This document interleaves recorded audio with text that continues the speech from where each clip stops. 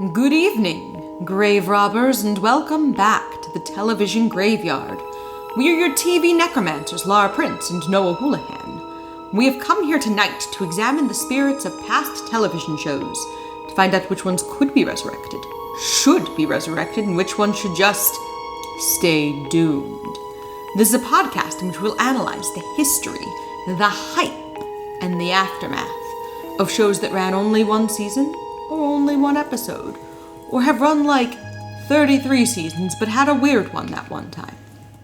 With me as always is TV's Noah Houlihan. The last team to finish this podcast may be eliminated.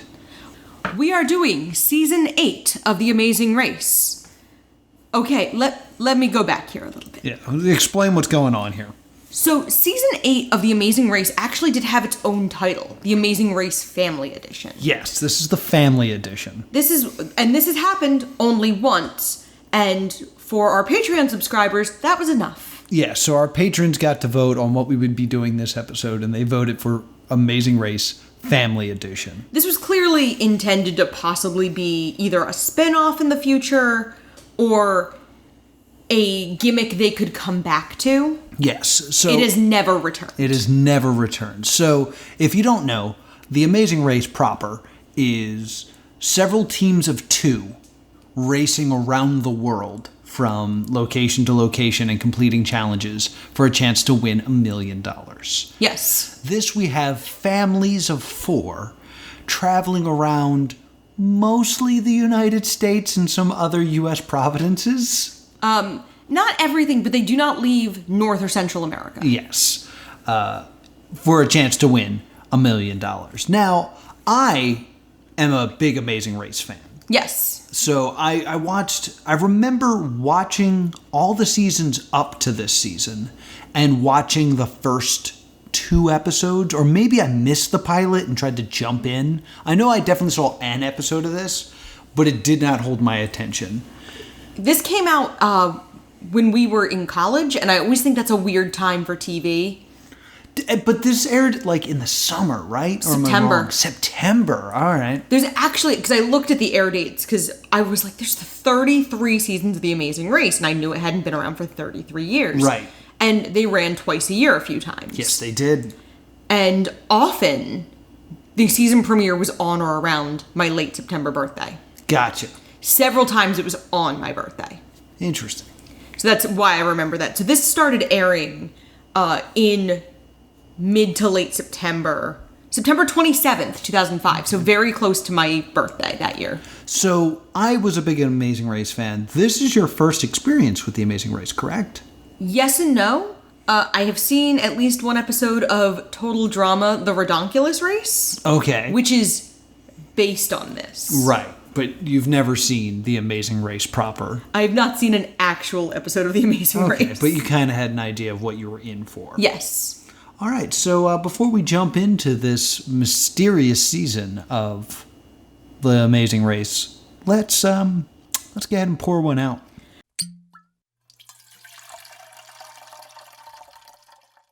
I decided this week, because this is the family edition and there are children in this one, to make my favorite beverage from when I was a child.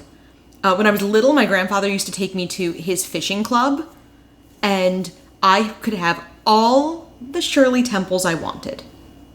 Do you have a Shirley Temple? Sort of. I didn't have any Sprite, so it's made with lemon lime seltzer. Okay. So it's probably a little bit adulty because it's a little less sweet because it's not Sprite. Mm-hmm. It really just tastes like seltzer. Probably because it looks like the grenadine's starting to settle. Oh yeah, that's what grenadine's so thick it always sinks to the bottom. And it usually doesn't do it that badly with Sprite because Sprite's also very sweet. Yeah. So the sugar content doesn't. On bottom, that's gonna suck. Yeah, or be amazing depending on your opinions on grenadine. I looked up a drink. There's a drink. It's a shot of whiskey in a porter beer, and it's called a Boilermaker. Okay. So we had a porter from Lancaster, Pennsylvania. Yeah. That tastes like a shoe fly pie. And I added a shot of Jim Beam to it. So since it's Lancaster and it's a little old-fashioned, I'm going to call this a water wheel maker. Ooh. Yes. this may have gone bad. The beer? Yeah. Yeah, we bought that beer in the fall. This tastes a lot like a can. Okay. Yeah, don't. I'm going to go dump this in the sink. Yeah. I have this very nasty habit of buying 4 to 6 packs of beer, drinking all but one, and then saving that last one for, like, an occasion, and then it goes bad. There's a Lancaster Milk Stout in there if you want to go for the same idea. It's the first one we ever actually poured out. We literally poured one out on episode, 120? I think this is 120. 120. Update. For this episode, I will be having a can of black cherry vanilla seltzer. Yay! We tried. Now that's refreshing. All right, so let's jump into it. Let's jump into The Amazing Race. So unlike in every other season, it's teams of 2. Right. In this season, it is teams of 4. Right. And they must be related to each other in some way. Yes, it's not Double Dare families. No. And we're going to, after we get through describing the families, I want to talk about that a little bit. Yeah, so let's get through these teams. Unfortunately, even though it's family, there's not a group of mobsters, which I think would have been fun. So first we have the Gagon Family. Yes. And they get dubbed the Rugrats by the other team immediately. Yes. And you're going to notice we use a lot of terms for these families because the names do get hard to keep straight. Yeah, for your sake and for ours, instead of calling them by their family names, we're going to assign each team a nickname to help you, the listener, who can't even see what these people look like, identify with these people. So this is Team Rugrats. This is a mother and father along with their son. Their 12-year-old daughter. son and 9-year-old daughter. Yeah, so they're 12 and 9. They youngins. But their kids are very precocious. I'm fond of Carissa, the little girl, immediately. Yes. Because she's a little blonde girl who occasionally says, like, very strange things for a 9-year-old. Yes. So having been that child, I'm very sympathetic to that child. Yes. And then we meet the Lynn's family, who we're going to call them the siblings. The siblings. It is a team of 3 brothers and their sister, and they're all in, like, their 20s. Yeah, they're all, like, late teens, early 20s. And we could also call them Team Shut Up Meg. Because they are very mean to the sister, yeah. Whose name is Meg. Oh, is her name actually Meg? Yes, I kept thinking about Family Guy because they are very mean to their sister, Meg. So, like, I want to... And there's also 2 more of the boys that we don't see. She mentions having 2 more brothers. Oh my god. And she is the only girl. Oh, their poor mom. Poor her. Basically, I want to point out how insane it is. The show immediately juxtaposes this family of 4, a mother, father, young son, and younger daughter, with these 4 athletes. Yeah, like, they're all pretty athletic build. Like, even they get on the sister for not being quite as athletic. She's not as athletic as 3 guys in their 20s. Yeah. But, like, she is not, by any stretch of the imagination, out of shape. Yeah. Like, she's just slightly less athletic. Yeah. Then we have the Paulo family. And their Daddy Paulo is an Italian immigrant. Yes.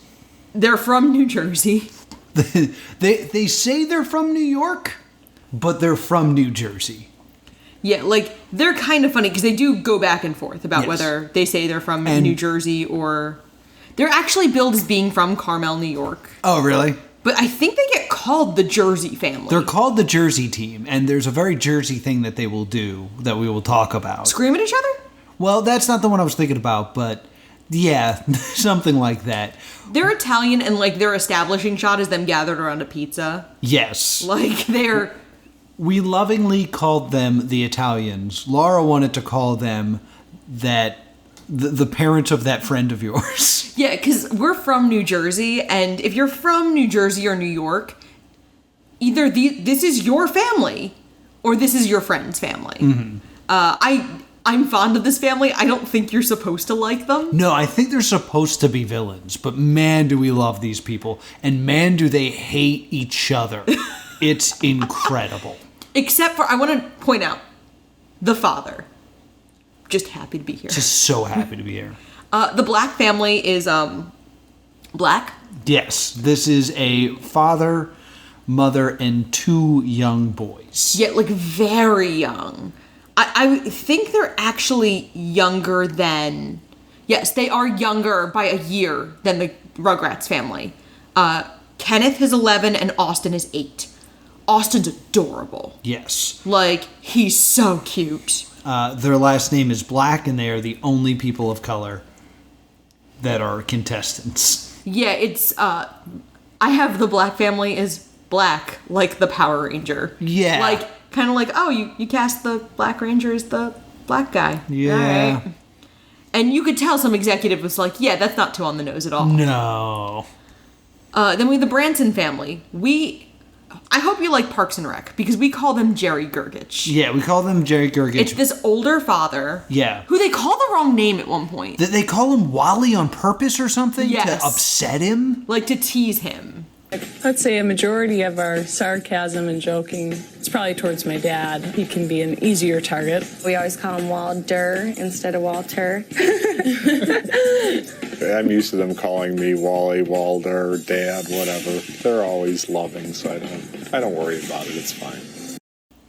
And it's him. His name is Wally, but they, like, make fun of him all the time. Instead of calling him Dad, they'll call him Wally or Willie to, like, tease him. And then his 3 gorgeous early 20s daughters. Yes, blonde daughters. And they are doting, loving. It is Jerry Gergich and his kids. Yes. It is adorable. Yes. So they're super wholesome. The Weavers, or as we call them through here, Tragedy Family. Tragedy Family. Because their establishing is, it is a widow and her 3 children. Yes. And her 3 children are 19, 16, and 14. Yes. The little boy is the youngest. And they lost their husband/father in a horrifying accident on the Daytona Speedway. Yes, he was a race car driver. No, he worked on the Speedway. He had to clear debris, and he got hit by a car. Oh, I thought he was a driver. No, he was someone who worked on the track. Oh, like a pit crew person. The Aiellos, who are the in-laws. Yes, we call them the in-laws because... It's a guy and his 3 sons-in-law. Yeah, which is such an interesting idea. I understand this dynamic, because I feel like the dad was like, let's do Amazing Race, and all the daughters were like, no. And the son-in-laws are like, we'll do it. We'll never get picked for this. And then there they are. The Schroeder family. Yes. They're very over-opinionated. They're kind of terrible. And they talk about how their father is kind of very nice to his own family, but not very nice to anyone else. I grow to hate this guy. Yes. Now, this is a team we originally called Douche Dad. Yeah. But the problem was there was another team that we identified as Douche Dad.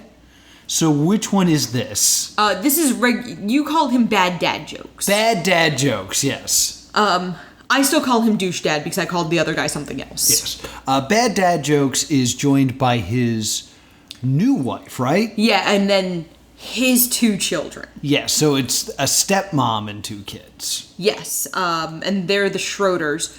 We're going to talk about the teenage daughter a lot more toward the end of the podcast. Yes. She's got a little bit more going on. Okay. And then we have the Godlesskies. If you're looking at me, you don't even know who these people are. It is a set of 4 adult sisters, all in pink. Yes. We're going to call them the Wine Moms. We call them the Wine Moms. They get called Desperate Housewives a bunch by other competitors because that would have been a contemporary reference. But they give off... we never see them drink. I want to point that out. No. But we see them give off big Wine Mom energy.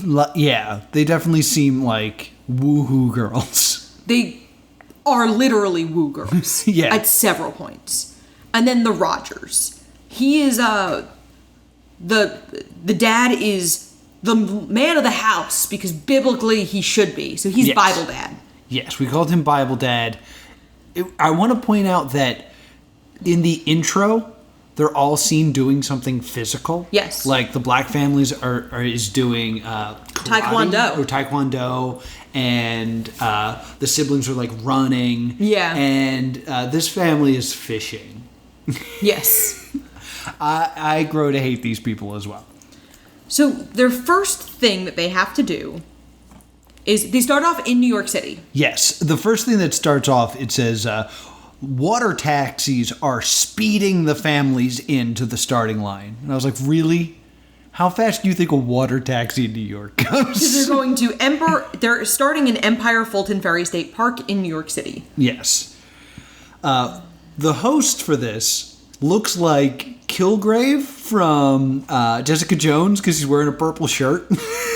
Yeah, he's Phil Keegan. Phil Keegan looks like Kilgrave in this episode. The problem with Phil Keegan is he looks better in contemporary pictures, but he looks 2005.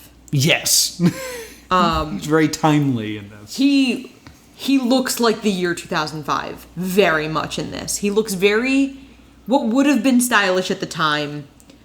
And he's really the only one that you look at and you're like, oh, your clothes date you. Like, whoa. Yeah. And it's because in The Amazing Race, everybody else has to be dressed somewhat plainly. Yeah, everyone's kind of in a solid color. And like shorts. Yeah. So he's the one who looks by far the most dated. Yes. They have to go to Soho and get to Eastern Mountain Sports to pick up their gear. Yes. We watch a bunch of families drive through New York City, and what a horrible experience that is. my next note is, oh, it's Laura Hell. Yeah. The driving in New York is like one of the worst experiences I've ever had, and they have to do it in a race. Yeah, this is such a bad idea. These cars should not be identical. The Paulos are arguing. And something I want to point out, we're not going to use audio of this because it's not okay by current standards. They throw around the R slur. The Italians, yes, they do. The Paulos throw around the R slur a surprising amount. Yeah. Because it's 2005, and this is one of those different standards of a different time. Mm-hmm. I was a little bit surprised it was still in the edit. I'm like a little surprised it wasn't bleeped retroactively. Right.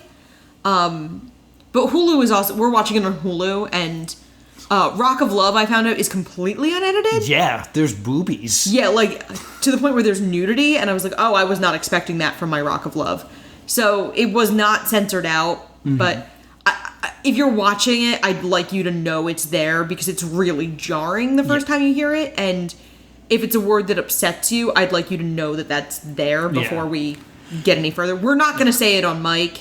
We're not going to use audio that says it, but like, oof. There is then, like, this whole sequence is tough because we're just getting to know these people. The cuts are so quick. It's so chaotic. And all the cars are the same make, model, and color. Yeah, it's not even like there's a flag or like a name on the back. So it's hard really to figure out what's going on. The next clue is they have to go to a certain...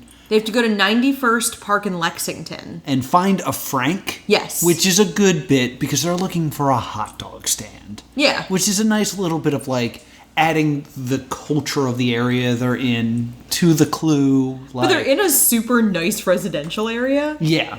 That clearly has never seen a hot dog stand. Yes. And the hot dog stand's also run by a team from season 1. Yes. Which I was like, oh, I know them. Cool. Yeah, it's really fun. They're Kevin and Drew of, of the very first Amazing Race. Yes, they were known as the bald team. That tracks. They were very bald. Having looked at them, that tracks. My next notes are, I feel like we're not supposed to like the Italians, but I do. Yes. And the Schroeder dad is a douche. Come on, Shaw, you gotta nose your way. Start nosing your way. Oh my God. Go. Thank you. Sorry. Get your head in the game. Okay. Too bad we don't have any handicapped children we could push into traffic to block traffic to help us get ahead. Thank God your mother goes to church every day, because otherwise you'd be going straight to hell in a handbasket. Yes, the Schroeder dad acts like a douche. Hence why we call him a douche. So the next leg of the trip is they're going to Washington Crossing. Yes. This first episode The best part about it to us is this is all places we've been. Yeah, Washington Crossing is a place that was very close to my old work. And Washington Lake Park is where they end up going. Not Washington Lake Park, or Washington Crossing Park. Yeah. Which was walkable for my old job. And I was like, I'm going to know exactly where they are. And there's a moment where the wine moms go across this scary bridge that I remember. Yeah, Terror Bridge. This bridge, let me tell you about this bridge. You have to go 15 miles an hour across the bridge. It is 2 lanes. Kind of. Barely. There are signs that say pull in your mirrors. So you go down this like weird slope and then you get locked into like, the luge. That's what it feels like. It feels my like God. the luge. I hate this bridge. And as you're going across, you got to roll your window down and pull your mirror in because I've seen them get clipped. Yeah. And like they just break off. And it's the scariest bridge I've ever been on. And these are big SUVs. And they're flying down it. And these are big mid-2000s SUVs. I was like, no. It was the scariest thing because I knew exactly where they were. I was like, someone's going to get hit. I can't believe there's not an accident. I have a bunch of notes here of me going chaotic of like, you're in New Jersey. And wait a minute, why are all these people talking about Pennsylvania like they're being sent to hell? Bridge to Washington Crossing. Laura, I've cried on that bridge. Yes. There was supposed to be a yield after this leg of the race that does not air because no one takes it. Yes, a yield is where when you reach the yield sign, they film you and you have to either say, we choose not to yield, because you can only use a yield once during the Amazing Race, or you take a family that you think is behind you and you stick it on this yield sign and they have to wait at that sign for an amount of time. Yeah. I don't think it's consistent throughout the show, so I don't know what it would be for this race. Because they have to get a rowboat, cross the Delaware into New Jersey, into Washington Crossing State Park. You get your flag, you go back to Pennsylvania, and then you watch a flag folding ceremony to get your next clue. Mm-hmm. There are only 4 boats and there are 10 teams. So if you happen to arrive and there's not a boat, you have to wait. Yes. But the Amazing Race is known for these kind of mechanics where, like, if you're neck and neck, there is something that will separate you. And if you're separated by hours, there is something that'll stop you that will let people catch up. I've always appreciated the Amazing Race for this. All the teams get the flags, and there's all this footage of them being like, look at the history. Look at the flag. Look at they're folding the flag. This is great to see. And almost like it's a bunch of parents trying to talk to their kids about the trip they're on. Except for Douche Dad, who then goes, can we speed this up? Yeah, who's like dishonoring America. Yeah. Teams must drive themselves to Philadelphia and go to Fairmount Park. And they have to pitch a tent and they're going to sleep there. I can't think of a lot of places I would like to camp less in the tri-state area than Fairmount Park. I was like, you're surrounded by like nice places to camp in Pennsylvania, nice places to camp in New Jersey. In Fairmount Park. Yeah, I don't know a lot about Fairmount Park. I used to do comedy at a place called Laughs on Fairmount. Yeah. I think that was the road. Out by like... It was out by like Eastern State. Yeah, I was about to say, are they near the prison? Because it would have been much cooler if they went to the prison. They probably wouldn't want to send little kids to, like... I wouldn't want to send little kids on any of the things that they do in the show. Why not send them to the most haunted prison in America? Yeah, that's right. Eastern State Penitentiary in Philadelphia. It's the haunted prison. Check it out.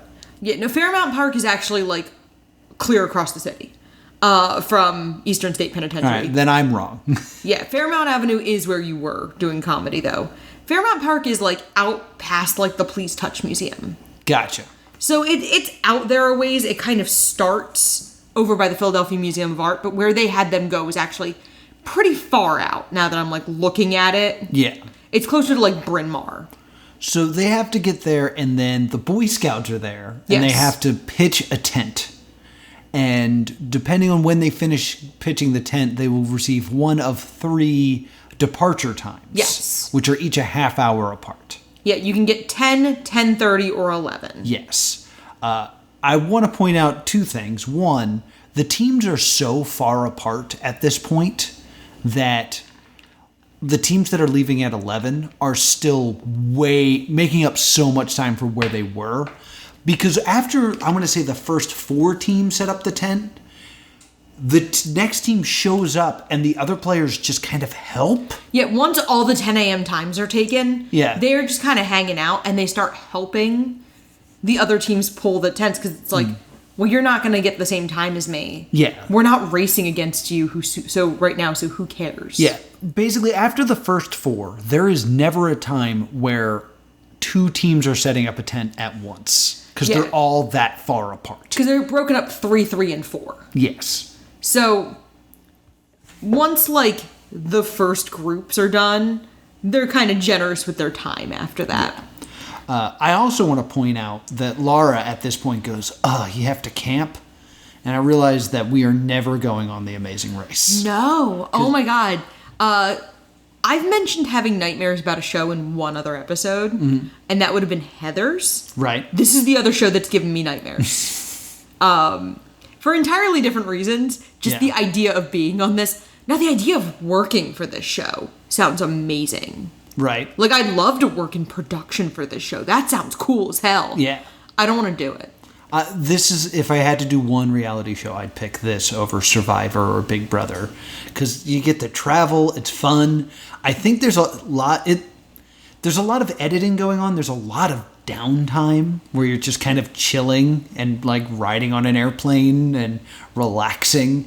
Those two things are not synonymous to me. Being on an airplane and relaxing? Yeah. Yeah, Laura was immediately out at the idea of sleeping outside in a tent. And I was like, ooh, that's not even like a challenge. And one of the big critiques of this season is that they softball the kids. Yeah. And legitimately, the softball season is, I'm out. She's out. So we will not be on The Amazing Race. Sorry to disappoint anybody. Ever. That was hoping. Anyway, they end up going, and there's one point where I have a note that says, hey, the Trenton Thunder. Because we see the Trenton Thunder Stadium, and I was like, oh yeah, I've been there, that's great. In one of the most hilarious moments, the Italian family on their way to Fairmount dropped their clue on the ground. Did you have the clue? Ma, I gave you the clue. Please God, I don't have it. I'm 100% positive. I handed you the clue and everything you put in your left pocket. Tony, you gotta wait then. We gotta go back. Unfreaking believable. Yeah, then they have to get to Mount Joy and the Brubaker family farm. Mount Joy is up near-ish to Hershey Park.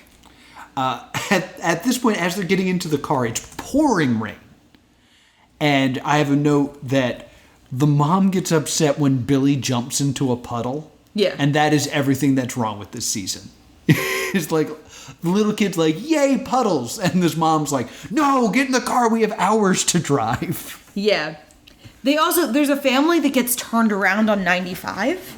And I start laughing because that part of 295 leading into 95 was like so screwed up at that point. Yes. Because it like turned around weird and you had to go north to go south for a while. And I was like, oh, this is when that was still messed up. Yeah, so I actually think this might have been editing. They're like, no, we're going the wrong way on 95. You had to then. Oh, no, I could totally see if you didn't live near 95, you'd see signs for south, knew you wanted to go north, and feel like you were going the wrong way. But they weren't. And they didn't have like a GPS being like, nah, you're cool. Like, you're seeing that. That was probably not editing. That was probably what they thought. I think we're saying the same thing here. Yeah. They're yelling because they're going the wrong way on 95. Yeah. We're meant to, as an audience, feel like they went the wrong way. But in truth, they had to go the wrong way on 95 and then turn around because that's how that road was back then. Okay, you think they're duping the audience. I kind of had the thought of like, I was like, no, I don't think they like edited the family to say they were going the wrong way. No, they're duping us into thinking, oh, this family made a mistake, when in truth, every team had to do that because that's how that road worked. I think it's kind of fun because this episode was fun for us because we knew a lot of these nuances. Yeah. And I think there's not another season where they stay in the U.S. Right. And I think that's really interesting. I'm like, oh, I could totally see this being something where it's like, oh, you're in the U.S. and every episode people are like, oh, yeah, it's near where I live. Yeah, that's I know funny. where that is. Yeah, so that's fun. The siblings make some lecherous comments about the wine moms. We're not really talking about where anybody is in the race right now because it's so chaotic. Yeah, it's so hard to tell. I want to talk about the one woman that drives with her foot up because it drives me insane. I don't know which one that is. I believe it is the mom of Bad Dad Jokes. Okay. But her foot is just up on like the dash or it's under her. I'm like, how are you driving this way? Then you and I have a really good laugh. Because they get stuck on 76 West in the rain. Yes. And I was like, yeah, no one wins the race now. No, they're all stuck in traffic. And then we get to our first detour. Okay. This is the funniest damn thing we've ever seen. It's called Build It or Buggy. And we need to start with saying, like, we understand this is not the nicest thing to laugh about. But what's coming up here is some of the most brilliant comedy you will ever see. I don't know if it's brilliant comedy. I could not believe what took place here.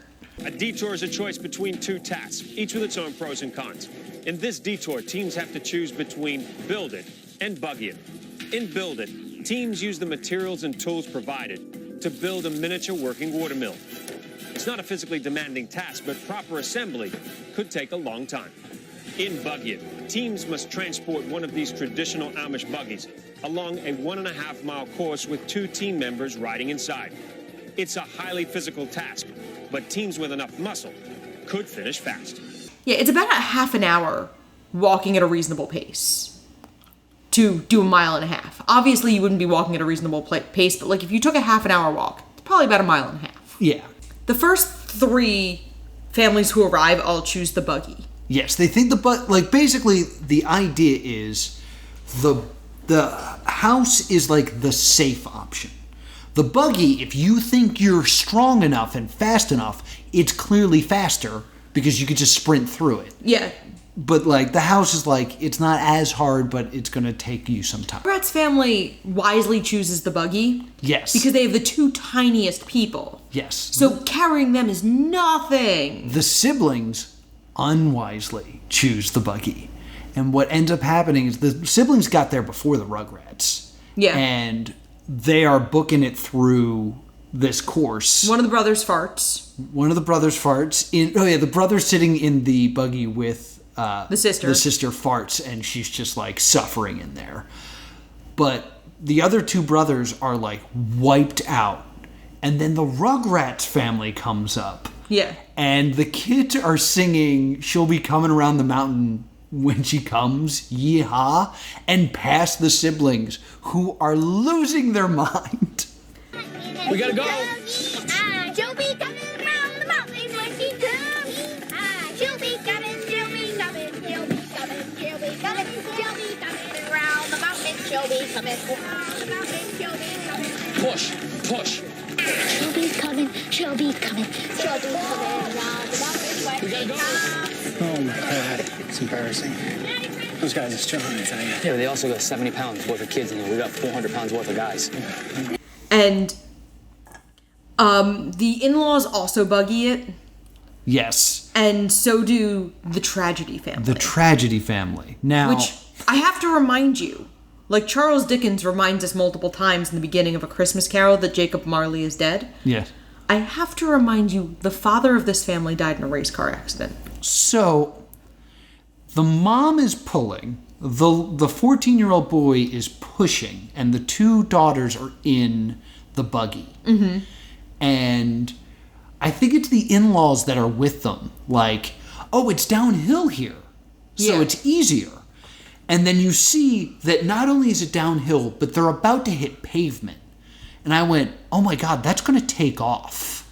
Yeah, and then the brakes on theirs don't work. The brakes on theirs don't work, and the angle you see is the mom running by with the buggy, going way too fast, and all of a sudden, it runs her over. And it cuts to inside the buggy, and the two daughters are screaming as their mother was run over by a vehicle. Yeah. It looks horrible. I don't find it as funny as you find it, but I do have the note, happy amazing race kids, you're orphans now. I could not stop laughing. How could this have happened? There's another dark comedy moment in this episode that I hit on that I find way funnier. It's unbelievable. And then they go to commercial. Like, you just see her on the ground slumped over. And then they go to commercial, and they come back from the commercial, and they just show it again. Because they know what they had in this moment. An unbelievable moment. The mom just gets run over again. They smash into like a bush. Yeah, the buggy is broken. And then it cuts to a confessional of the daughter saying, Being through what we've been through, like with our father and everything, I'm like, oh my gosh, if we lose our mother, we're gonna be orphans. If I got out of that buggy and saw her laying there, I don't think I could go on. But I'm not, and we're fine. Yeah. Which is amazing. But like the shot, what was said, this is the funniest thing in the world. I do find this part pretty funny, where these poor teenage girls are, because it's the two girls, like, the little boy is, like, kind of okay, but the two girls, like, really do fall apart, and I cannot blame them. I have fallen apart worse for less. And then, like, the mom just kind of is like, quit your bitching. Yeah. So they actually go build after that. They have to go to build because they destroyed their buggy. And as they run back, they pass the Rugrats and go, make sure your brakes work. Yeah. Which is nice of them. Yeah, and so, everyone's doing all of their buggying at this point. It's mostly the buggies, and then the wine moms choose to build, and the Jerry Gergich family chooses to build. Yes. I want to say this about the wine moms, because they have an argument while they're building. Yeah. And one of them yells, relax, Karen. I have that. I had one more note that came before that, but I have all in caps in my notes. Relax, Karen. Hilarious. And they have no idea that in 15 years, that's going to be the funniest thing in the world. And, they're white, middle-aged blonde women. And she was complaining. This is incredible. We need this reaction gif. Yes. The only note I have that comes before that does not need to be sequential, and it's when they're finished the buggy race, one of the siblings pukes and rallies. That's not even the finish. They're at the turnaround point. Oh, well, he pukes and rallies. Yeah, because they go so far, and then they reach a sign that says buggy turnaround. They're like, oh my God, we have to go back? I'm going to throw up. And they're like, well, you'll be fine. It's like, no, really. And he gets out and he pukes. Yeah, he pukes, and then he's good. And then he's like, all right, I'm fine. So then all they have to do is get to the Rohr family farm in Lancaster. Yes. So they're looking for 2 blue silos, is what they're told. Yeah, because I just want to real quick just check something. I'm using Google Maps a lot, which you're not allowed to do if you're on. Yeah, while you're searching, I'll say this. I've always thought about The Amazing Race and how badly I want to do it, and then I realized that I don't think I've driven a car without a GPS ever.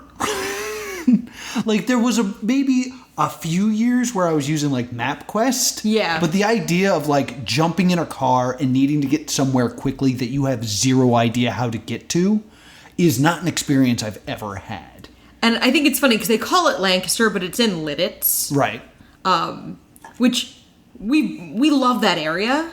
So I was like, oh, I know the difference. And this episode was fun for me because it was so many places I had been. Right.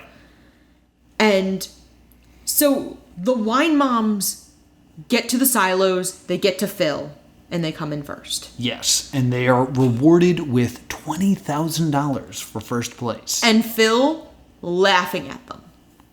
Because they are so woo girls. Yeah. That Phil just kind of cracks up. Woo! It's kind of sweet. Yes. It's very well intentioned, but Phil's just cracking up. And then we get in this order, we get the Rugrats. Yes, we do. We get the Tragedy Family. Yeah. We get Bible Dad. Yes. We get Douche Dad. Bad dad jokes. And Phil is not charmed by Douche Dad. No. Like, it's very funny, because you see, when the Wine Moms, when he tells them they're team number 1, and they start screaming and celebrating and crying, he's laughing in a very good-natured way. Mm-hmm. Like, this is a lot, but I'm really happy for you. He is not amused by Douche Dad. The Italians are next. Yes. And Mama Paolo goes full Italian mom. She cries, she screams. Yeah, the Italians, like, the mom cried most of the way there because no one's listening to her. And, like, she's being mistreated throughout this entire leg of the race. We're going to talk about episodes 1 through 5. She's mistreated through episodes 1 through 5 to date. She at least starts firing back a little in the later legs, but in this one, she just takes a beating. Another parent yells at one of the kids in a later episode. The dad hugs the host, which becomes a trend, and to the point where you can see every time the Italians make it to the mat, he kind of like tenses up. He's like, I'm going to get hugged. He thinks rock thoughts. Oh, I don't want to get hugged by this person. And you see because they have the greeters in every place. They have someone from that area, and they have a Pennsylvania Dutchman. Yes. And he is legitimately unnerved by the Italians. The Italians also say something. I don't know how clips are going to work for this show because I got to pull them off of Hulu, which is not always the easiest thing to do. But there's a quote here that I listened to repeatedly and I did not understand what was being said. I believe she says, "We were as done as a pregnant deer to the ground." Yes, I still don't know what that was. Not a clue. So, and then we get the Jerry Gergich family and the in-laws. Yes.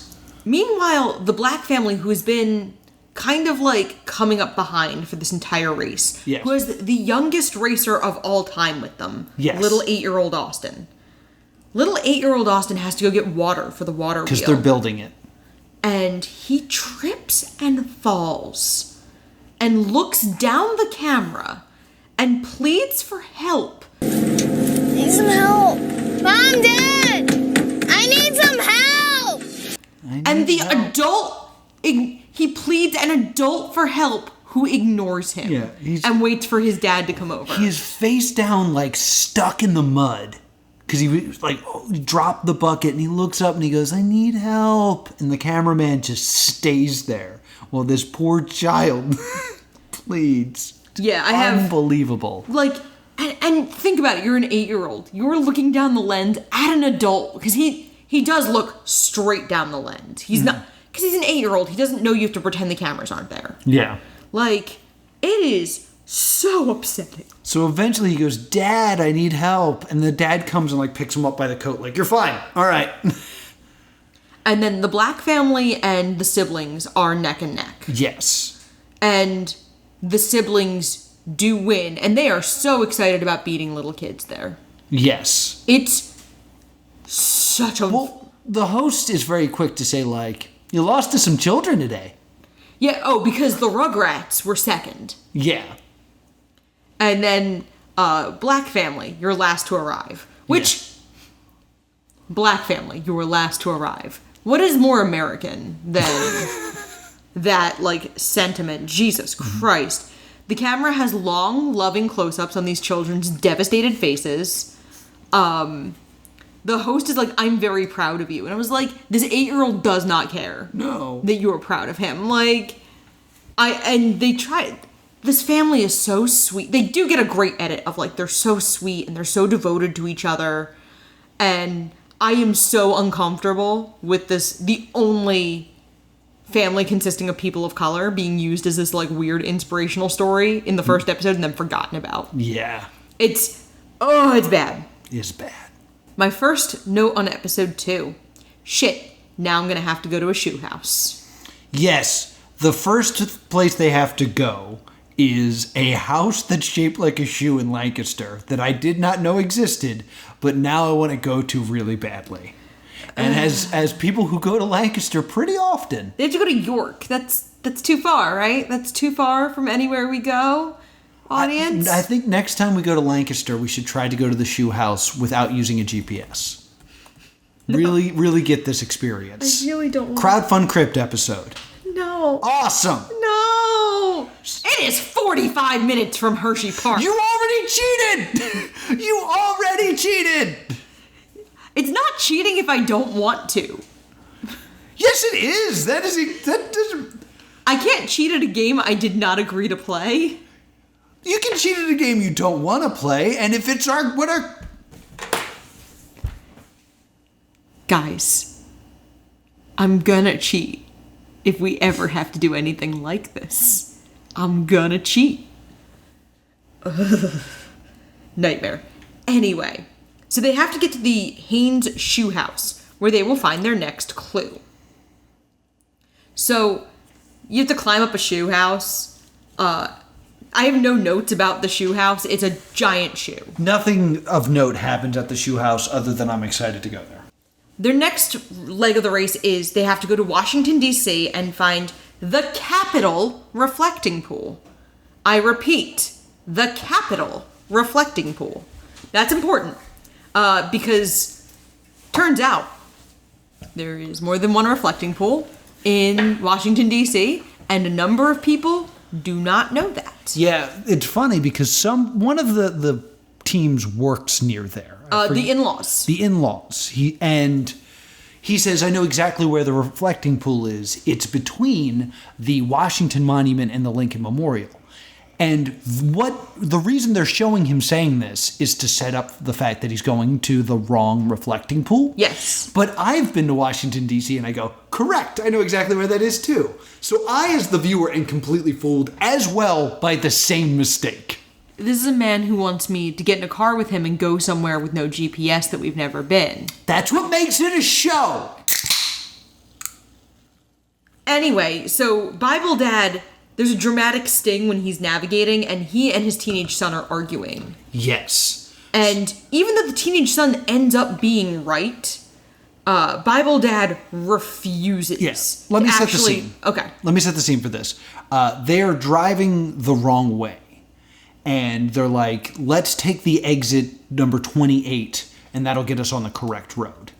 And they're driving, and the son is driving, and he's looking for this exit, and he doesn't see it.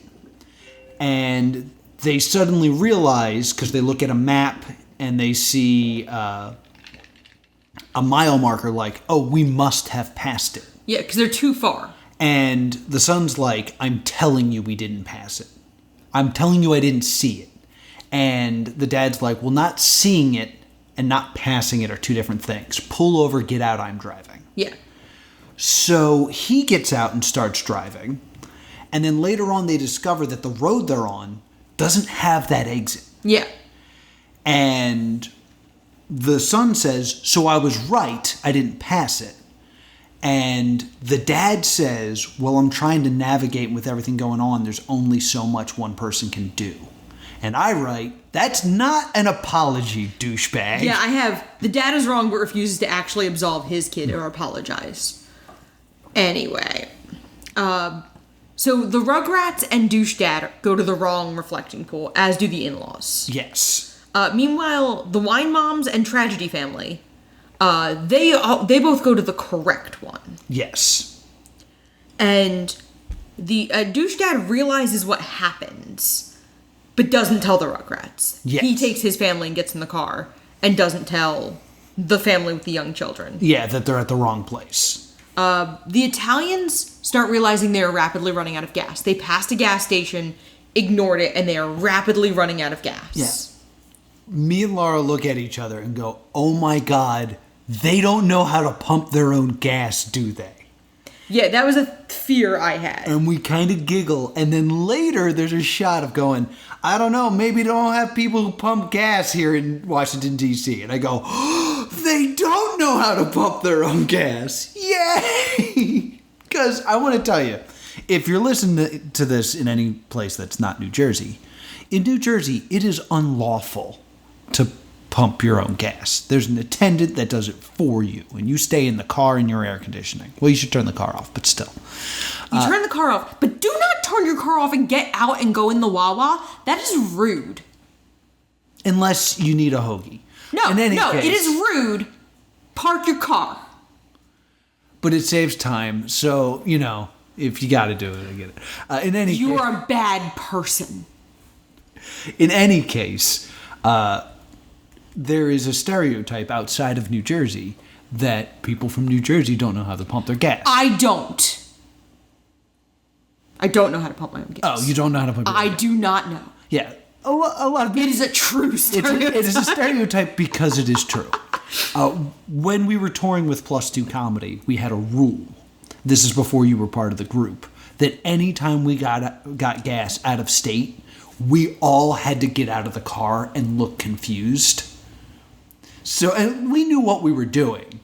But the car behind us, who saw a car with New Jersey plates pull up to the pump, and three guys go out and put their hands in the air and look around, they were always heartbroken. And it was the funniest thing to us. It was our favorite prank. Just like, where's the guy? See, it wouldn't have worked once I joined the group because I would have just made eye contact with that other driver and been like, hi, please help me. Yeah, nobody wants to help three guys. Yeah, no, true. I do have the natural advantage of being small. One of my favorite jokes. I loved doing that bit. So, they then get this roadblock of they all get a briefcase from a limousine once you get the clue. A roadblock is a task that only one person may perform. In this roadblock, that person has to search the area around the tidal basin for a spy carrying a briefcase identical to their own. There are 50 people carrying briefcases, but only 10 are confirmed spies. Team members will use the password, "The sky is blue," and anyone who is actually a spy will respond with the phrase, "The sea is green." Once team members have made contact, they will exchange their briefcase for the spy's briefcase, which contains their next clue. Yeah, not a big fan of this challenge. It is mostly luck-based. It is entirely luck-based. There is a little bit of math in that. There's 10 people who have there's 10 people that have it of the 50. So, it's 1 in 5. Yeah. When you are the first team there. It gets harder over time. Yeah. And this is the only time that I can think The Amazing Race did something where it was punishing you for being later. Yeah. So I'm really not a fan of this. Side note, it is July 3rd, and I apologize if you hear fireworks. Yeah, it is July 3rd. Our usual recording schedule has been Sundays, but we weren't going to record on 4th of July. Yeah. So, the Wine Moms get it so fast. Yeah, the Wine Moms are very lucky. Which is really endearing. And the Tragedy Fam goes second.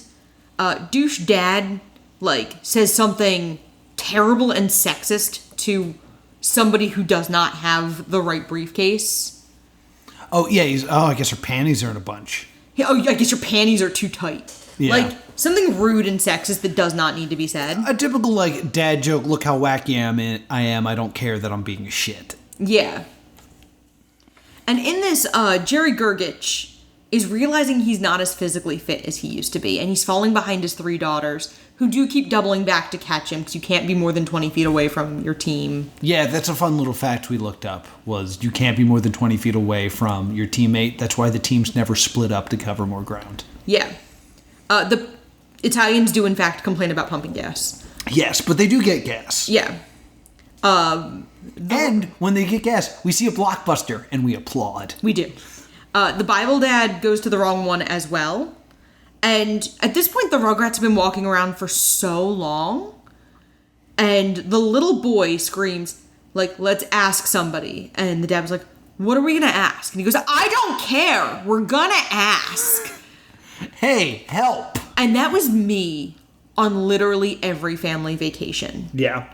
When we went to England, the first day of our trip happened because I willed it to be so.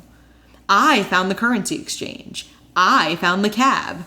I found the Sherlock Holmes theme restaurant my mother insisted on going to. This trip only happened because I willed it to be so. And yet she refuses to go on The Amazing Race with me. I did not. Notice I'm speaking about this like a trauma memory 20 years later. Oh, I thought this was a victory lap. No. So your trauma memory is you succeeding and getting what you want? Do you think I wanted to go to the Sherlock Holmes themed restaurant? Yeah. No, that's my mom's thing. I wanted to go to the Hard Rock Cafe. All right. So the Rugrats mom gets lucky as hell. The Rugrats mom gets out of the car, asks somebody, and immediately gets the briefcase. Yeah, immediately is like, sky's blue, the sea's green. Like, all right, let's go. And again, they pass the siblings. We're just like, damn it. The siblings have been like struggling for a while too. Jerry Gergich gets his, and they all start to head to a Civil War reenactment. Yes. And this is the Detour. Everyone hits massive traffic. Oh, yeah. But the siblings look at the map and go, okay, if we take this detour, we'll circumvent all this traffic. Yes. Surprisingly, this gamble pays off. Mm-hmm. Like, this could go either way, and it ends up being clever.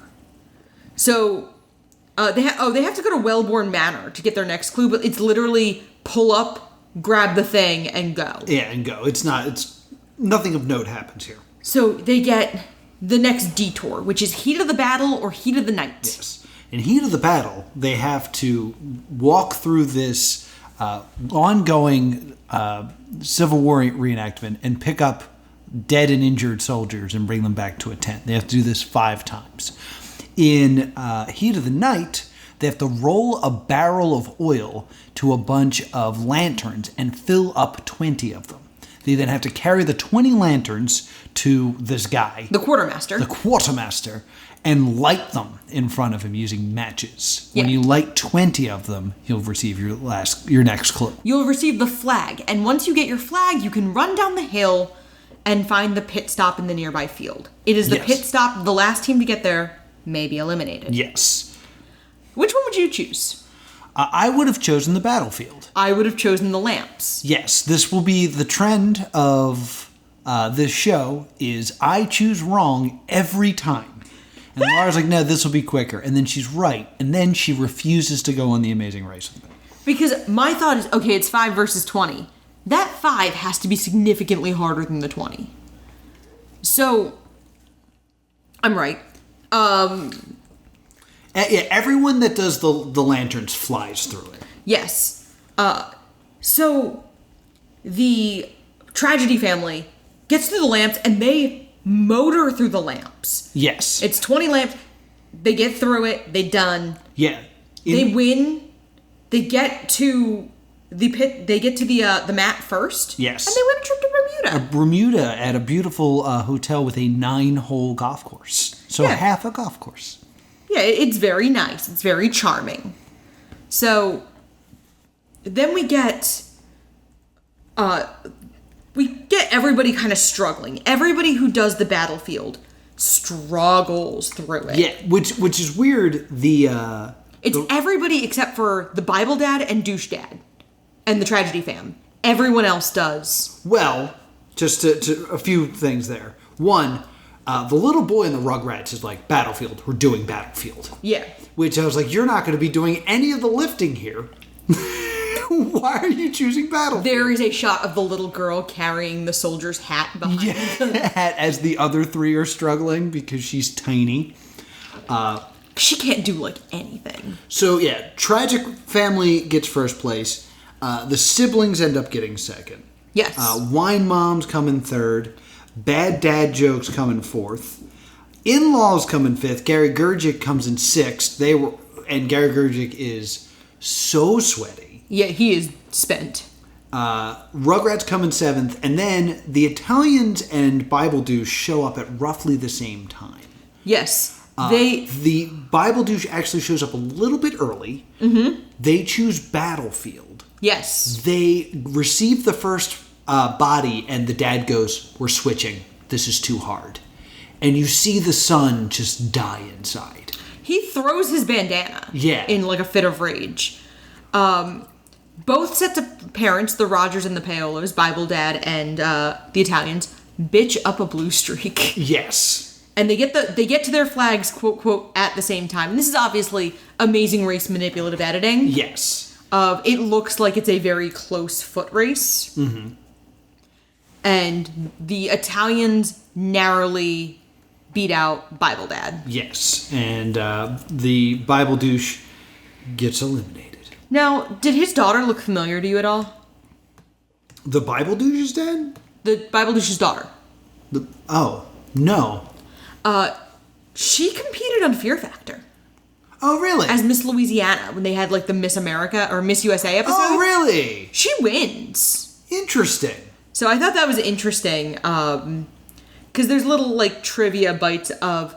it's amazing how much of them ended up doing a lot more of these reality shows. A lot of them did have multiple appearances, and we're just talking about stuff like that. Interesting. I like bringing up these trivia when we get to the elimination of the family, because that seems to be the most logical time to do it. Okay, episode 3. Episode 3 begins with them basically having to fly to Charleston. Yeah. So what happens here is they call it the airport, and you go the Great Equalizer. Yes. Because the flights leave at certain times, so your advantage doesn't mean a lot. Yes. It does and it doesn't. If you're in first place, you're guaranteed to be on the first flight. Because usually not everyone can get on the first flight. If you're in last place, you're going to end up tied with at least a few other teams. So that's not a big But the order of departure, because the Wikipedia I'm using gives you the times they could leave. Yes. They're all within a half an hour. Yeah. So, within 40 minutes. But like the Weavers or the Tragedy Family, the siblings, and the Wine Moms are within 4 minutes of one another. That's one red light. Yeah. Like, it is very, very close. And we've already started to hit, nobody really seems to like, they keep calling them the Florida family, the Tragedy Fam. Yes. And Bad Dad Jokes does not like Tragedy Fam for some perceived slight. And there's a moment where Bad Dad Jokes' son is sitting there chilling with Tragedy Family's son. Like, they're both like... Yeah, they're roughly the same age. Yeah, they're both like 14-ish. Bored in an airport, so they're just like, they're being silly together. And Bad Dad Jokes' wife yells at the kid, and the kid calls his stepmom a bitch. She's a bitch. And like, all these kids were doing were just like chilling together for a second. Having fun, being kids. Like I say, a lot of The Amazing Race, you don't see it, is downtime. Like, yes. They had to wait 4 hours at the airport. And then they had to go on a flight that took hours. It's rough. They fly to Charleston and they have to go to their next location where they find the next detour, which is Forrest Gump or Muddy Waters. Yes. Forrest Gump is you have to get onto a nearby shrimping boat and dehead 200 pounds of shrimp. In Muddy Waters, they have to fly. They need to fly. They need to drive somewhere slightly further away and then complete a single lap of this muddy run course. I, of course, say shrimping ain't easy, as I've learned over the years, and say that Muddy Waters is clearly the best choice. Laura says, no, it's probably Forrest Gump. Laura is correct and refuses to do The Amazing Race with me. So, my strategy here is you have to drive 37 miles to the mud race and 7 miles to the shrimp boat. So to me, I'm like, okay, the shrimp boat's under 10 minutes and the Muddy Waters is probably about 40 minutes if you don't hit any traffic. So I was like, that's a half an hour that you could use to dehead 200 pounds of shrimp. That's 50 pounds of shrimp each, roughly. I looked at it, and that's about, there's about 25 shrimp in a pound. But these look like colossal shrimp. Yeah, they're pretty big shrimp. I do jumbo shrimp. These do look like giant shrimp. I will say the mud run looks more fun. Mud run looks real fun unless you get stuck, and you could get stuck. Yes. The in-laws do the mud run. Yes. After the first 6 times they get stuck, and the Rugrats show up and nail it in one. Yeah, it's incredible. Yeah, and they do the mud run because the kids want to do it. Yeah. And I do appreciate that they're competing, but the Rugrats' parents are clearly also trying to show their kids a good time. Yeah. They're we're doing this adventure. So they let the kids have that call, and they just beast the mud run. And the other people who do it are the wine moms, who also get through pretty quickly. The wine moms? Yes. Yes, the wine moms do it pretty quickly. It's the tragedy family quits. I was going to get to that. Yeah.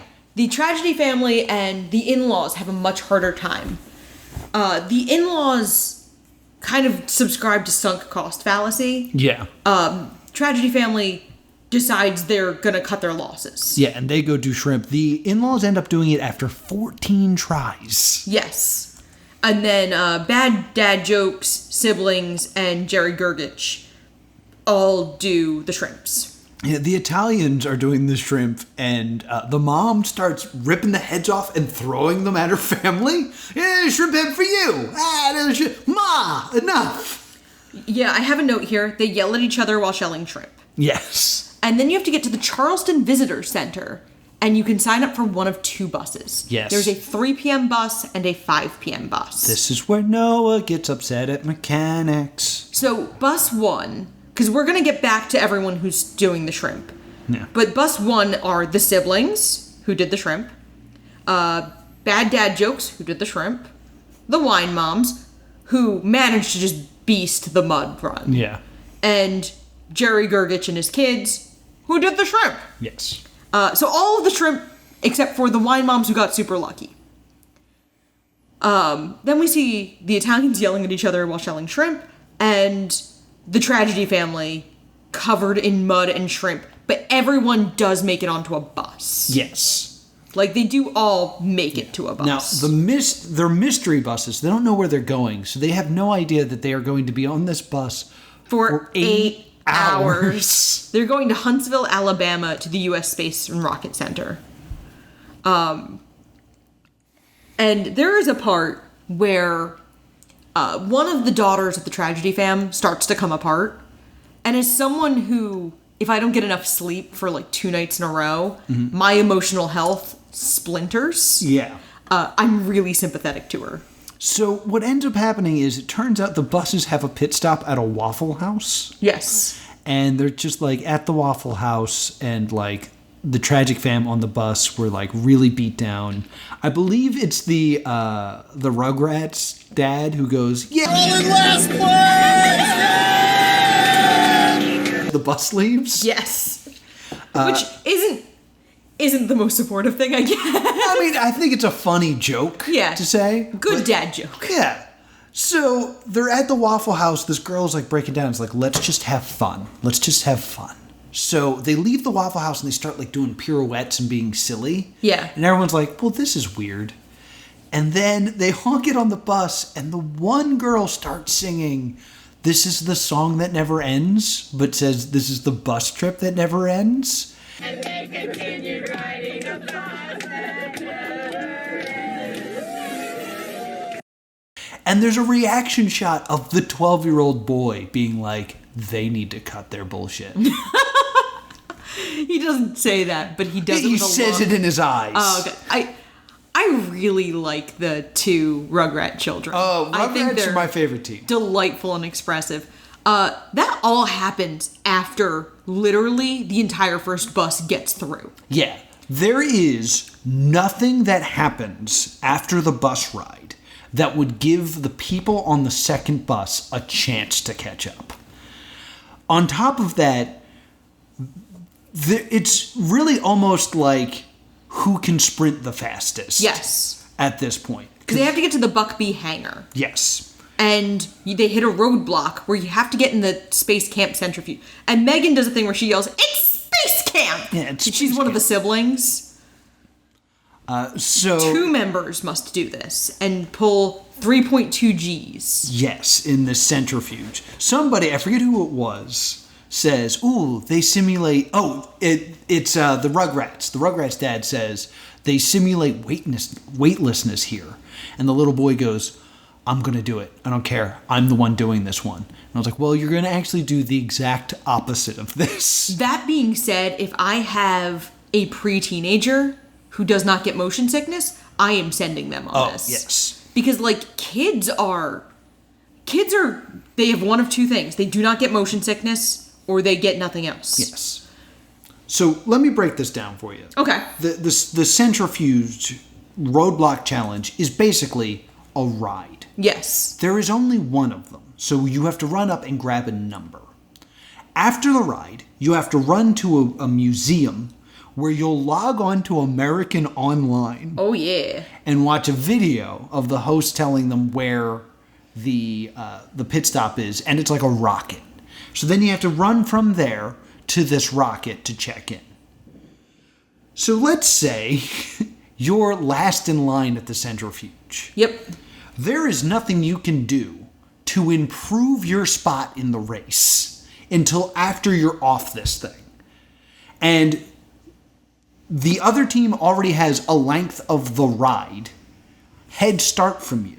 Yeah. And then the only thing that can happen to slow them down is they don't run fast or they happen to run in the wrong direction. Yeah. There's no challenges after this point. There's like, it's not like the clue's hidden. No. Like, it's not like using American Online is hard. So wouldn't you know it? The first one on there is Jerry Gergich and, well, it's 2 of the daughters. Yeah, the Gary Gergich team is the first to ride the centrifuge. And what do you know? They come in first on this leg. And they win free gas for life. Yeah. They didn't know. What year was it that was really bad? Like 2008? I bet you they were the happiest family in 2008. Yeah. The siblings come in second. What do you know? They went in second on the thing. Bad dad jokes come in third. What do you know? They rode the thing third.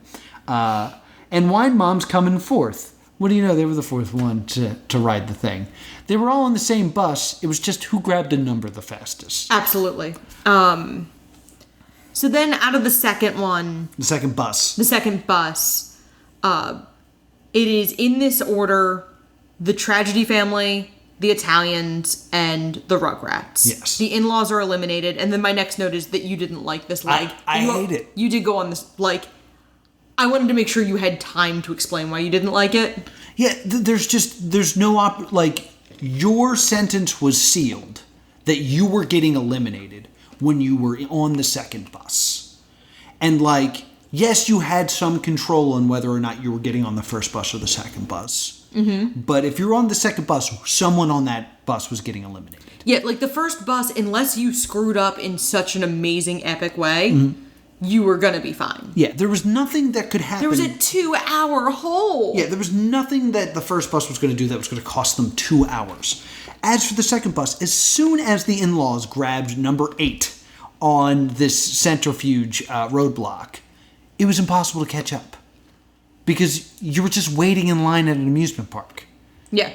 Like, there was no way you were getting on, like, you were going to do the ride faster. This is very poorly designed. Like, there should have been something after Centrifuge. Yeah. That gave people a chance to catch up. And the fact that they didn't is poorly planned. Episode 4. This runs with a title card ahead of it. Mm-hmm. Because we may have mentioned that this started airing in September 27th, 2005. Hurricane Katrina made landfall essentially the month before, the end of August. Because I remember being shocked when I found out, because it was when I went to college. It was like literally like the first week of school at college, and I just didn't notice. Yeah. Because you're in that weird bubble. So they run a card because they're going to film in New Orleans, and they wanted to make sure the audience knew this was before. Yes. Because we do see a storm brewing. Yeah. And admittedly, that looks really ominous. It looks like a bad storm. And it looks really terrifying if all you've been watching in the news is death and destruction of New Orleans, and then you see the storm. It's very easy to think that, like, oh my god, did the Amazing Race outrun Hurricane Katrina? Yeah. So they run a title card, and I wanted to point out that they run this title card because in the next episode, they actually run a talking head with Phil. Yeah. Which I found really interesting. I almost felt like maybe the card was not well received. Yeah. And they had to, like, quickly film a talking head for the next week. I haven't found whether... I'll see if I can find it before we record part 2. Right. Or if... I'd love to find the dates this filmed. And see if I can find whether they were able to just get a talking head with Phil before the race was over. Anywho. You have to get to the world's biggest office chair. Yes, and they do. I want to say that the Italians are fighting before they get in their car. Yeah. They're already screaming at each other. And again, because of that 2-hour length, like, the Jerry Gergich family and the siblings are leaving at 1:15 and 1:18. Yeah. Meanwhile, the Italians are not able to leave until a full 2.5 hours later. Yeah. So you have to get the office chair, and one member of your team has to climb up on the world's biggest office chair. Yeah. And it's cute because the Rugrats send the little girl. Yeah, she's like, I want to do it. I'm like, all right. My next note is that Carissa Gagon must be protected at all costs. That's the little girl. She must be protected at all costs. She is pure and good. Oh, because she climbs up and is adorable? Yes. So the next thing they have to do is they have to go to Talladega. And they have to hunt for their next clue in the Motorsports Hall of Fame. And they get in the car and read the clue, and then they're driving there, and one of the Jerry Gergich daughters goes, oh my god, the Florida family. Yeah, like, Tragic Fam is going to have a tough time with this. Because they lost their father in a speedway accident, and they are very... I will say the Jerry Gergich family treats it very sensitively. They kind of all have a moment of like, oh, that sucks. Yeah. Not everyone's going to do that. There's some foreshadowing. Bad dad jokes kind of makes a gleeful comment about it. That's gross. Yeah, it's not going to be till later. But the next stop is this the Hall of Fame. Yeah. And it says you have to complete a lap on the racetrack. And everyone's like, race cars, awesome. They have to ride what is called a party bike. Yeah. It is a bike with a steering wheel that's like 8 people can sit on in a circle and pedal. This is clearly for bar hopping. Oh yeah, it's a drunk bike. You see them all the bike. time in Philly. Yeah, like they all have cup holders. It's like, oh, okay, this is a drunk bike. And you have to go around the racetrack on this thing, which is kind of fun. Mm-hmm. That's a fun thing. As Bad Dad Jokes is doing it, Bad Dad Joke goes, you imagine the Florida family doing this? It's so mean and so unnecessary. Yeah. He also has to stop for some reason. Like at one point he's like, I want to readjust my seat or something. And the daughter's like, every moment counts. We're in a race. What are you doing? Yeah, Stassi starts to lose it. And we're going to talk about Stassi a lot at the end of this episode. When they finish the lap, the dad's like, let's hurry. And he pretends like he can't run because it was on his like groin. Yeah. Like he kind of runs like a cowboy. Just to like make his family laugh. And this is like the epitome of a dad joke is the dad is the only one that thinks it's funny. Mm-hmm. And he's like, I don't care, I'm being funny. He's like, no, we're in a race for $1 million. Stop goofing around and start running, please. Yes. So we have that bit, and the next thing they have to do is find the Southern Colonel in Hattiesburg, Mississippi. Well, do we want to talk about how Tragic Fam does? We actually get the clue before we get to them. Okay. This is the one thing with Amazing Race with taking the notes, is we find out the next leg because you have people who are completing the next leg before. So my notes sometimes kind of feel out of sequence. Mm-hmm. They get there, and when Tragedy Family finds out they have to go to Talladega, one of the girls breaks down. Yes. and starts to, like, freak out. Which is understandable. It's like, hey, you know your trauma? Here you go. Yeah, because when they pull the actual clue that says complete the lap, the one girl goes, Mommy, we can't. Mommy, we can't. Do what? And it's like, heartbreaking. Yeah, it's a teenage girl saying, like, Mommy, we can't. Yeah. And then it turns out that they just have to ride a bike and they kind of, like, power through it. And it's actually, like, kind of nice. Oh, the mom is like... You guys, I want to tell you something. Your daddy liked racing. Just let it go. You're above all this. We're going to do it. And, like, it's a very sweet moment. Right. Meanwhile, on the road, the Jerry Gergich family gets up neck and neck with the siblings. So one of the Jerry Gergich daughters gets up out of her seat, drops her drawers, and hangs her whole butt out the window to the joy and hilarity of both families, including her dad, who also finds it funny. And it's one of these, like, really fun moments of these two families kind of like each other. Like, these two families have, I wouldn't call it an alliance, but these two families seem to be friendly. Because, like, she moons them and they're not, like, offended or upset. They're like, woo! My next note, this is the best thing to happen to the male siblings all day. And we see the Italians doing their lap, and as the Italians do their lap, an incredibly nasty storm is brewing. Yes. As some of the other families are already getting to Mississippi and getting to the trailer park that they have to get to, and you have to find one of 3 departure times. 7:20, 7:40, or 8 a.m. Yes. A couple teams have trouble finding the Southern Colonel. A couple teams refuse to believe it's a trailer park. And I just want to point out, Dad Bad Jokes rips a page out of a phone book like a douchebag. He rips the page out of the phone book. Yeah. Like, so if anyone else went to that store, that page is ripped out. Yep. So rude. Carissa, who looks a little bit like Carol Ann from Poltergeist, the little girl, walks into the trailer and goes, I like these trailers to be evil. I don't like this trailer. It's evil. Love it. And I've told you my Poltergeist story, right? Yes. Have I told it on mic?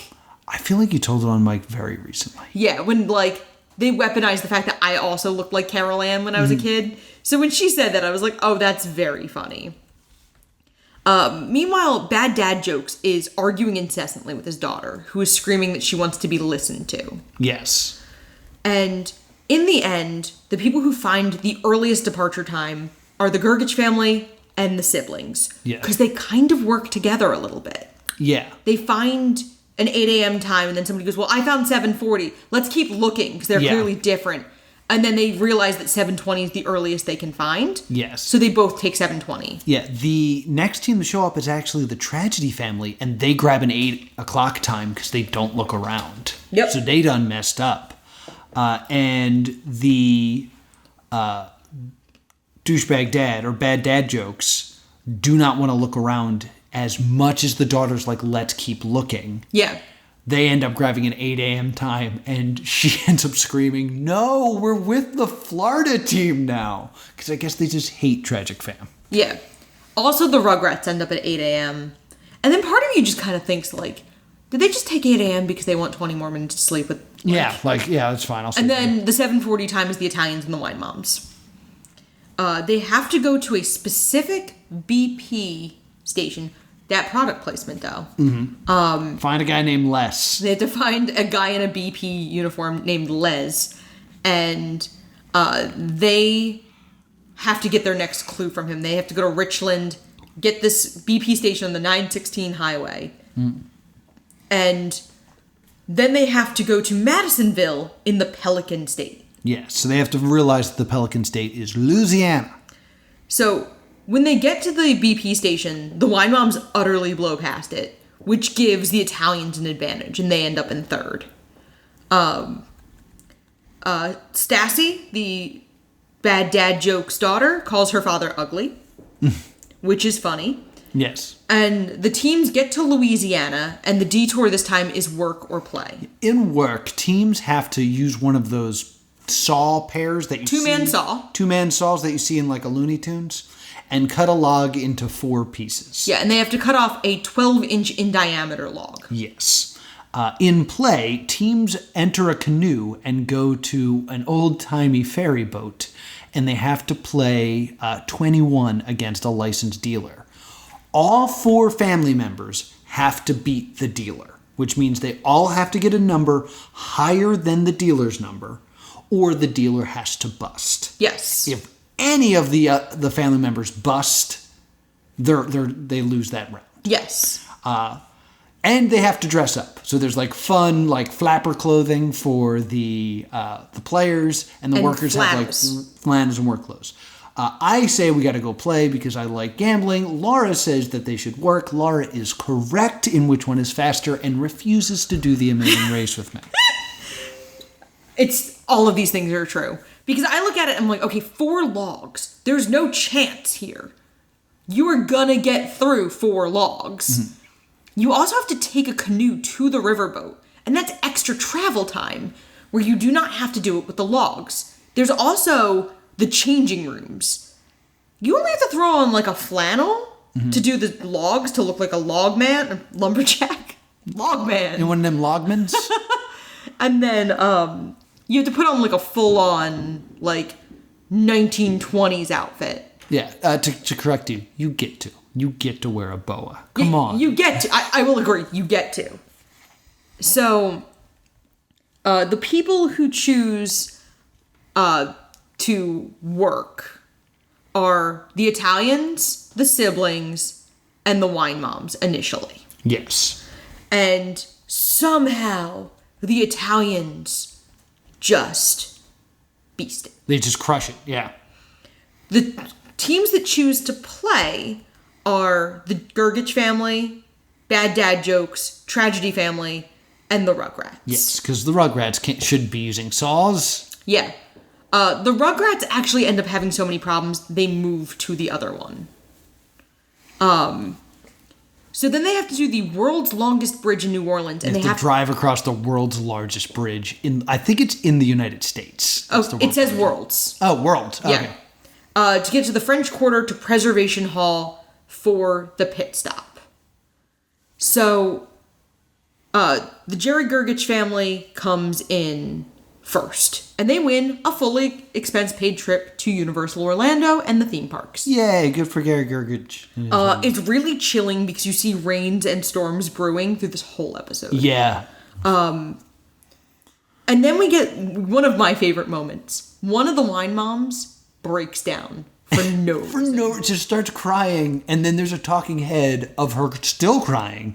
Like, sometimes I just cry, and it makes me feel better. Yeah, like, it is very silly. Okay, I just found the filming dates because it was actually legitimately bothering me. July. Yeah. So about a month. They actually moved through about 6 weeks before Katrina. Yeah. So it is really chilling watching this. The Italians are right behind. Yeah, the Italians come in second despite all their fighting. The siblings come in and Phil goes, I heard there was a full moon yesterday. And the brothers are like, yeah. Yeah, she's hot. And then we get the Wine Moms, Tragedy Fam, and the Rugrats. The Rugrats have now made a career of we only have to beat one team at a time. Now, I really want to point out that as Bad Dad Jokes is driving to this club where the pit stop is, he's like, it's kind of unfair to the other teams because, we live here. We're going to pass our house on our way to this pit stop. So we know exactly where we're going. And then they didn't know where they were going and they get eliminated. And it's hilarious. Both the wife and the daughter cry. Mm-hmm. It is really, upsetting for everyone that he manages to, because they actually got lost on the way to the Detour. And he mentions working a mile from the park. Yeah. So they get lost on the way to the Detour, not on the way to the pit stop. Oh, it's both. Oh, it is both. He does get lost on the way to the pit stop? Yeah, because he says, I made a wrong turn and couldn't find the bar at the pit stop. And the daughter in the last talking head blames herself for not being assertive enough. And the dad blames himself for being an idiot. Yeah, he says, like, I should have been the leader. And I want to say, I'm like, well, at least they're already home. But we then found out that if you're eliminated, you don't get to go home. You have to go to Sequesterville. Yeah, they sequester you for you are on the hook for the entire 3 weeks. You do not get to come home. Yeah, even though he is home. Now, they did lose their home to Hurricane Katrina. Right. And they actually stayed with Bible Dad and Bible Dad's family, which is very, it's kind of sweet to see this, relationship continue. Yeah, I've actually heard that one of the greatest things about The Amazing Race is if you have the DVDs, you can watch them with audio commentary with the contestants. Oh my God, we should. And the contestants talk about how they screwed with each other and mean-spirited things that they did in the race, but they're all cool with it. It's very interesting time. So I've heard that it's great to listen to the audio commentary of those DVDs. So, we're also gonna talk about Stassi, because like Brittany from the Rogers family, Stassi had done other reality shows. Really? She goes on about 3 years after this to go on. Her stepmother puts her up for a show called Queen Bees. Okay. And she thinks it's a reality show about who's the biggest diva. Right. It's Charm School. Oh, the VH1 show? It is a Nickelodeon version, but it is essentially bratty girls being reformed. Fun. And we watched a couple clips of it. Yeah. To kind of get the measure of her. And she comes in, there's 8 girls and she comes in 6th. Yeah. She was also on the show Vanderpump Rules. Right. I don't know what that is. I don't know anything about Vanderpump Rules. I always thought it was about shoes because the word pump is in it, but I don't think that's actually true. It's a reality show about the employees of a restaurant. Okay. And Stassi was on it. However, she was fired in June 2020 for a series of racist remarks and dismissive comments about Me Too. Oh, fun. She has tried to, reform her image since then, literally calling herself a Karen, and realized that she was... she never thought of herself as being racist, but she was not actively anti-racist. Gotcha. She realizes that's good social awareness to realize about yourself. Yeah, so she kind of is trying to change. She just had a child. So she is trying to kind of move on from that part of her life. Mm-hmm. And I wanted to kind of, talk about the fact that she is reforming. Yeah, that's good. The Schroeders are also the only family to be eliminated in their hometown. Yes, ever in the history of the race. Yeah, so that's it for bad dad jokes. I started calling bad dad jokes because I felt bad calling him a douche constantly. He is very unkind through the entire process, though. Episode 5, it starts off with Phil doing a bit about Hurricane Katrina and kind of running a spoken version of the card we saw in the beginning. Mm-hmm. The first leg of this is they have to fly to Panama City. Yes. So it's another one where you have to do the airport and the Great Equalizer. Mm-hmm. And then you have to look for a scientist named Ricardo Diaz, who will give you the next clue. Tragedy Family is super mad that the siblings and the Jerry Gergich family have become really friendly. Yeah. They've kind of started taking to spending a lot of time together and cracking jokes, and they are all very pleasant to one another. So, Tragedy Family's mad, and then there's a lot of arguing about the planes. Because the first flight is the siblings, the Jerry Gergich family, and the Italians. The second flight is the Wine Moms, the Rugrats, and the Tragedy Family. Yes. So we have that whole thing. All of the arguments, everyone trying to run to get the Continental flight because that's the one that's going to get there an hour and a half earlier. Right. There's this weird, invented problem where the Tragedy Fam just kind of, talks to someone. Mm-hmm. So, like, they're just kind of talking about, like, how airports work. Yeah. And everyone else is like, that bitch found another flight. Then they're not telling us. And, like, there's this invented drama that I guess they think is carrying over throughout the rest of the race, but you're going to see that they're on the same plane as you. Yeah, it's a lot of arguing. It's just invented drama. So then we all get to Panama. Right. And now they have to get to the Smithsonian Tropical Research Institute via water taxi. Now, the water taxis don't open for another, 8 hours. Yeah. So they all sleep in a shack together. Yeah. Oh, it's terrible. And I was like, Laura will never do The Amazing Race with me. Yeah. Good God. And so they get in line to get in. They actually end up forming a line based on, the order they got to the shack. Yeah. And to get to the water taxis.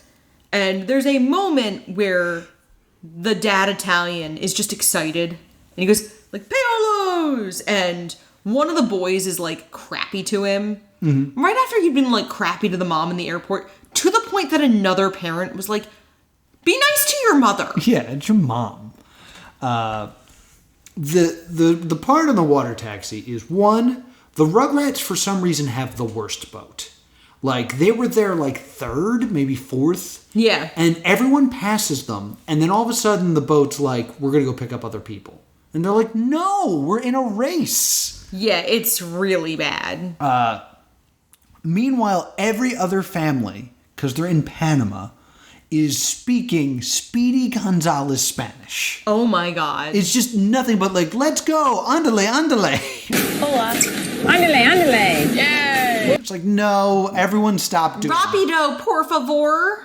Rapido, por favor, when you can, is the exact line. Yeah, it's such... it's not even high school Spanish. It is Dora the Explorer Spanish. No, it is Speedy Gonzalez. I know, but It's only Arriba, Rapido, and Andale. So, then we get to the Detour with the option of the fast forward.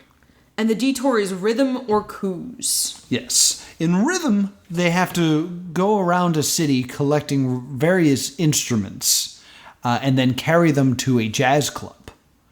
In Coos, they have to use binoculars to find 5 hidden wooden birds and then correctly identify what bird they are and then hand them to, the bird master. Yeah, the bird expert who's clearly a guy who's trying to work for a SAG card. Yes. At this point, I have realized that my decision will just be wrong. So I just turn to Laura and go, so what will we do? And I pick birds. And again, she's right. Yeah, which is very funny because there's also the option to do the fast forward. Yes. The fast forward is tandem bungee jumping. Yes. And several of the families consider the fast forward. Yes. The Italians and the Rugrats actually get there. Yes. Now, it should be noted that usually the way the fast forward works is the fast forward lets you skip everything and go to the pit stop. Yes. Usually the rule is you can only use your team can only use the fast forward once during the race, and only one person can use the fast forward per leg. For some strange reason, this is the only fast forward on this race. Yeah. According to Phil, which I thought was a bit odd. So the Italians attempt to go for it, and the Rugrats attempt to go for it, and the Italians edge them out just a little bit. Yeah.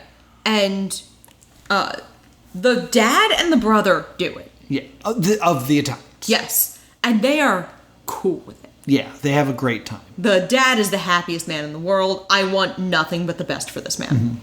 Mm-hmm. The mom and the other brother have a much harder time. Yes. Let me rephrase that. The other brother does. Yeah, the mom's okay with it. She's not thrilled, but she's like, we got to do it. The other brother's not big on it. And I was just sitting there like, this could be the greatest moment in television. If this grown-up wusses out. If this grown-up Italian New Jerseyan wusses out so this 9-year-old girl and her mom can jump off a pier, I would never stop laughing. Yeah. Unfortunately for me, the Italians successfully complete the fast forward, and they go right to the pit stop, which means the Italians come in first. Yes. And you can see it on Phil's face. I'm getting so hard. Badly he doesn't want to have to tell them this. He's like, you're team number 1. And they win a trip back to Panama. But like on purpose at a resort, not at a shack. Yeah. So it's pretty good. So we get to the rest of the teams having to do the detour. Yes. And we get the siblings and the wine moms decide to work together. Yes. Because their usual partners, the Jerry Gergich family, have decided to go for birds. Yes. So they're doing the musical instruments, which is not a very good challenge visually for the viewer. No. But they're just kind of running into buildings and they're like, oh, here's the trumpet. Let's grab 2 for the other team. Yeah. And like they just work together and then they get there and then it's done. Yes. Meanwhile, the Rugrats are doing this challenge but working alone. Yes. And having a much harder time. Yeah, because it's a little girl trying to carry a bongo. Yes. And the next thing they need to do... because the siblings narrowly edge out the wine moms. Yes. Because they get the cases packed faster. Mm-hmm. They need to go to the baseball stadium and they have to hit in a pinch. It's the roadblock. Yes. And you need to hit a base hit or a home run. You can try as many times as you like, unless someone is behind you, then you can try 3 times. Yes, and it's not 3 strikes. 3 pitches. 3 pitches. Yes. And you have to get on base, is basically the deal. Yeah. There seems to be, like, you could hit it and they could catch it, but that's not something we ever really see. No. But it is a professional Little League pitcher, which is fun, because it's a kid. Yes. There is a great moment where... somebody tries to adopt a street dog. Yeah, there are dogs and you just hear a voiceover of, doggy! It is not clear if it's Carissa or an adult. I am positive it was an adult. Yeah, that's why I have the note. Someone tries to adopt a street dog. I get it. And so they decide the dad for the Rugrats is going to get it because everyone else is like struggle busing. Yeah, so everyone kind of gets in line to do the batting. The young boy from the Tragedy Fam is batting, and someone from the siblings goes, "Hey, batta, swing!" And the Tragedy Mom's like, "We're being supportive. Yeah. Don't try to make a miss." It's like, it's baseball, relax. And like, one of the wine mom who's doing it is starting to fall apart. She's having a really difficult time with it. She gets 3 pitches in a row that are like in the dirt, like unhittable. Like, she would have walked on base if there were balls. The Rugrats' dad gets a hit in the first try. Yeah, crushes it, too. And they are and, like, the family is happy. And they get back on their bus, and they hit a literal roadblock. Like, there's a pickup truck unloading soda. Yeah, unloading a Pepsi machine. I have here, the Tragedy Family gets on base on an error. Yeah. Because he hits it, and it rolls through the pitcher's legs. Yes. Doesn't matter, still counts. So then, after that, they have to go to the Miraflores locks. Yes. And Tragedy Family actually comes in second. Yes. The Jerry Gergich family comes in third. Yes. I'd like to point out the second and third place families both picked birds. The siblings came in number 4. Yeah, so then it's down between the Rugrats and the wine moms. Rugrats are dealing with the fact that there's a soda machine being unpacked in front of their bus. Wine moms realize that they might come in last, and they are genre savvy. Yes. They know that there are 3 non-elimination non-elimination points on the race. Yes. They don't know if this is one of them, but they know that if they come in last on one of those, they will not be eliminated, but they will take everything but the clothes on their back. So they start putting on all their clothes. All the clothing. So like over their jeans, it's just like 6 pairs of underwear and like bikini bottoms and like hoodies and hats and gloves. They look insane. Yeah. The Rugrats end up making it in 5th. The Wine Moms are 6th. And Phil has to tell them they have come in last. Fortunately, this is a non-elimination point on the race, 1 of 3. And you can see him, like, almost be bummed out that, like, they gamed the system. Like, I have to take everything from you, besides the clothes on your back, and then they woohoo. They woo! And in the next episode, they will be given no money to start the race. Yeah. And that's where we're going to stop here. That's halfway through. Yeah, and these are long. Yes. So we wanted to kind of give it a fair shake for... Yes. The first episode was 2 hours long, so that's why we broke them 5 and 6, because that way it's 6 hours of content per episode. So far, we don't want to give this like a verdict or anything like that. I will say that in the beginning, I was like, there's no way I can follow this. There's too many people. Yeah. By the second episode, since we kind of gave everyone nicknames, yeah, like I was pretty on board on who everyone was. Yes. They definitely do a thing where each family has a main character. Oh, absolutely. So like there was like think about bad dad jokes. Like we talked about him entirely and then a little bit about his daughter. Yeah. But like the other 2 people were just kind of there. Yeah, like the Rugrats, the 2 children are by far the leads of the family. Yeah, if I ever just saw the mom from the Rugrats, I'm like, wait, who's that? But I have to admit, not every family really has a main character. Like, the sisters really don't. Yeah, it's just you see 4 interchangeable blondes. Yeah, they're always in pink, so you know who they are. And you can pick them out from the Jerry Gergich family because there's a man with the Jerry Gergich family. But they don't really have a lead. Yeah. Either way. The siblings have the girl. Yeah. Because she's the girl among them. They also, like, the siblings are buff dudes. Like, there are no guys that look like the siblings. The Italians, it's definitely the mom and dad. I disagree. I think the dad is the least important character. That's true. I think it's the mom. Because it's the mom and the 2 brothers screaming at each other, while the dad's just kind of like, we're traveling.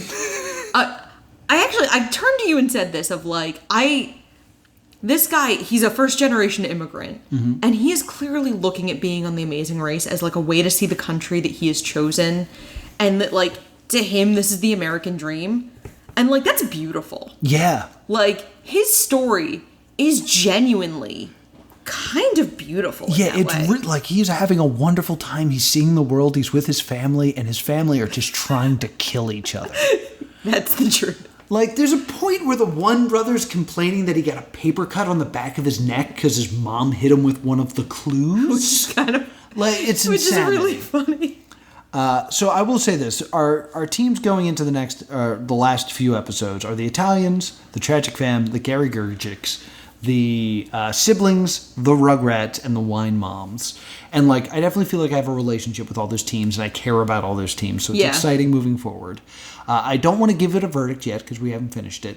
And I don't want to answer this question, but Mathew brought up an interesting question on our Discord, which, by the way, if you want to join our Discord, join our Patreon. You can join it for just $5. You get to talk to us. You also get to vote on what shows are going to happen here on Stay Doomed, like this one, which was a Patreon choice. Whoop, whoop. He brought up the fact that the next season of The Quest is going to be a family edition.